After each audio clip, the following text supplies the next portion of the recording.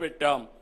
రాష్ట్రానికి జీవనాడి పోలవరం ఇది 2020లోనే పూర్తి కావాల్సి ఉన్న గత ప్రభుత్వం నిర్లక్ష్యం, ఆలసత్వం, వైఫల్యంతో డయాఫామ్ వాల్ కొట్టుకుపోయింది.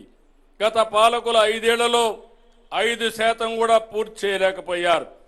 మళ్ళీ మేము అధికారంలోకి వచ్చిన తర్వాత సమస్యల్ని పరిష్కరించి ప్రాజెక్టు పనులను గాటిన పెట్టాం.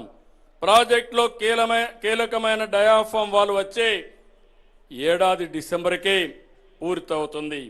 2027 డిసెంబర్ నాటికి పోలవరంని పూర్తి చేసి జాతికి అంకితం చేసే బాధ్యత ఈ ప్రభుత్వాన్ని. కేంద్ర ప్రభుత్వం 12,157 కోట్ల నిధులు విడుదల చేసి సకాలంలో పనులు చేసేందుకు సహకరించింది. దీనికి కేంద్రానికి కృతజ్ఞతలు తెలియజేస్తున్నాం. రాయలసీమ 4 ఉమ్మడి జిల్లాల్లో 6 లక్షల ఎకరాలకు సాగునీరు అందించే ముఖ్యమైన హంద్రీ నీవా సుజల స్రవంతిపై గత ప్రభుత్వం డ్రామాలు ఆడింది. కాలువలకు నీటి విడుదల పేరుతో గేట్ల సెట్టింగ్ వేసి నాటి ప్రభుత్వం రైతులను మోసం చేసింది, నవ్వుల పాలైంది. మేము అధికారంలోకి రాగానే హంద్రీ నీవా పైన దృష్టి పెట్టాం. గత నెలలో ప్రధాన కాలువ వెడల్పుని 100 రోజుల్లో పూర్తి చేసి రికార్డు సృష్టించాం. 3,850 క్యూసెక్స్ల నీటిని విడుదల చేశాం. ఈ నెలలోనే చిత్తూరు జిల్లా చివరి ఆయకట్టుకు నీళ్లు ఇస్తాం. ప్రకాశం జిల్లాని కరువు నుంచి బయటపడవేసే వెలుగొండ ప్రాజెక్టుకి అత్యంత ప్రాధాన్యత ఇస్తున్నాం. వచ్చే ఏడాది జూలై కల్లా సాగునీరిచ్చేలా పనులు ప్రారంభం చేశాం. వంశధార ప్రాజెక్టు పనులు వచ్చే ఏడాది జూన్ నాటికి పూర్తి చేసి 40,000 ఎకరాలకు నీళ్లు ఇవ్వాలని లక్ష్యంగా పెట్టుకున్నాం. చింతలపూడి లిఫ్ట్ ఇరిగేషన్ అనుమతులు సాధించి నిర్మాణం చేపడతాం. పోలవరం ఎడమ కాలువను వీరిని తొందరగా పూర్తి చేసి విశాఖ నగరానికి సాగునీరు, పారిశ్రామిక అవసరాలు తీరుస్తాం. ఉత్తరాంధ్రకు గోదావరి నీళ్లు అందిస్తాం. రాయలసీమను సస్యశ్యామలం చేసేందుకు గోదావరి వృధా జలాల్ని పోలవరం నుంచి బనకచెర్లకు మళ్లించాలని నిర్ణయించాం. సముద్రంలోకి పోయే వృధా నీటిని వినియోగిస్తాం. ఈ ప్రాజెక్టుతో ఏ రాష్ట్ర నీటి ప్రయోజనాలకు నష్టం వాటిల్లదు. ఎవరూ అభ్యంతరం చెప్పవలసిన అవసరం లేదు. వరదలు వచ్చినప్పుడు ఎగువ రాష్ట్రాలు నీటిని విడుదల చేస్తే దిగువ రాష్ట్రంగా ఆ నష్టాలను, కష్టాలను భరిస్తున్నాం. దిగువ రాష్ట్రంగా అదే వరద నీటిని వాడుకుంటామంటే అభ్యంతరాలు ఎందుకని అడుగుతున్నా. వరదను భరించాలి కానీ వరద నీటితో ప్రయోజనం పొందకూడదంటే ఇది ఏ విధంగా మంచిదో ఆలోచించమని విజ్ఞప్తి చేస్తున్నా. సమగ్ర నీటి నిర్వహణతో వాటర్ సెక్యూరిటీకి అధిక ప్రాధాన్యత ఇస్తున్నాం. ప్రస్తుతం రాష్ట్రంలోని రిజర్వాయర్లు 99% నిల్వలతో జల కళను సంతరించుకున్నాయి. 785 టీఎంసీ నీళ్లు వివిధ రిజర్వాయర్లో అందుబాటులో ఉన్నాయి.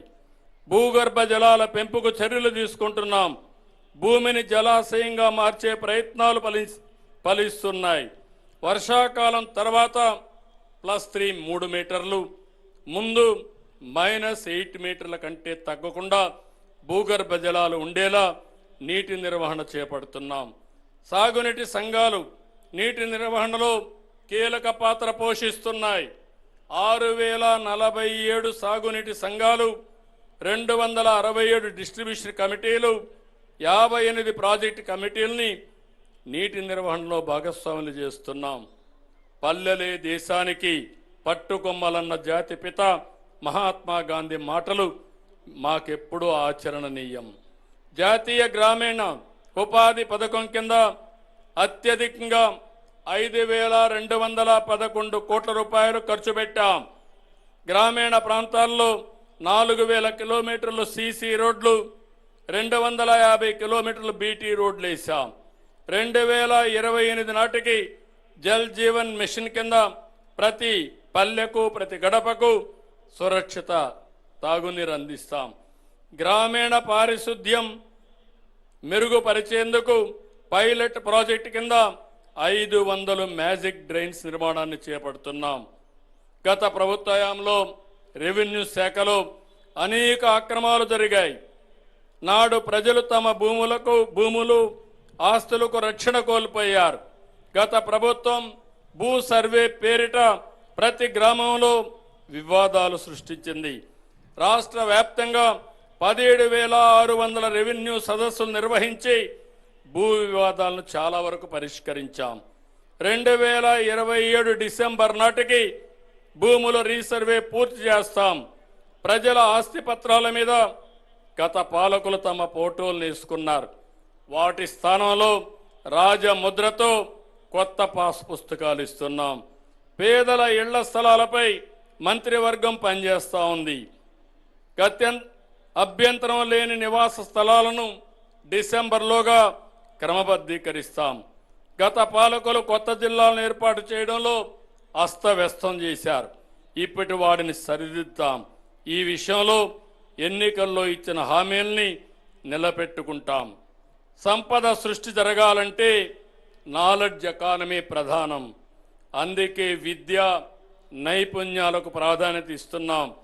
భవిష్యత్తు అవసరాలను అనుగుణంగా యువతను విద్యార్థుల్ని సిద్ధం చేస్తున్నాం. ఏపీ మోడల్ ఆఫ్ ఎడ్యుకేషన్ దేశమంతా అనుసరించేలా రాష్ట్ర విద్యా రంగాన్ని తీర్చిదిద్దాం. ప్రభుత్వ పాఠశాలల్లో మెరుగైన సౌకర్యాలు, అత్యున్నతమైన విద్యా ప్రమాణాలతో విద్యార్థులకు బోధన అందుతోంది. ప్రతి శనివారం నో బ్యాక్ డేగా ప్రకటించాం. 1 క్లాస్ 1 టీచర్ విధానాన్ని తెచ్చాం. స్కూళ్ల విలీనం పేరుతో తెచ్చిన జీవో 117 రద్దు చేశాం. డొక్కా సీతమ్మ